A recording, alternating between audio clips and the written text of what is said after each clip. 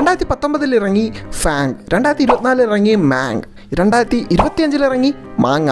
Let me break it down. 2010 ultimate LinkedIn flex ആയിരുന്നു FAANG. ഇതിൽ ഉൾപ്പെടുന്നത് Facebook, Apple, Amazon, Netflix, Google. പിന്നീട് ഒരു സുപ്രഭാതത്തിൽ മാർക്ക് സുക്കർബർഗ് നേരെ ഫേസ്ബുക്കിന്റെ പേര് മാറ്റി അത് മെറ്റ എന്നാക്കി. ഇതേ സമയം തന്നെയാട്ടെ നെറ്റ്ഫ്ലിക്സ് അവരുടെ എംപ്ലോയീസിനെ എല്ലാം ലേ ഓഫ് ചെയ്യാൻ തുടങ്ങി.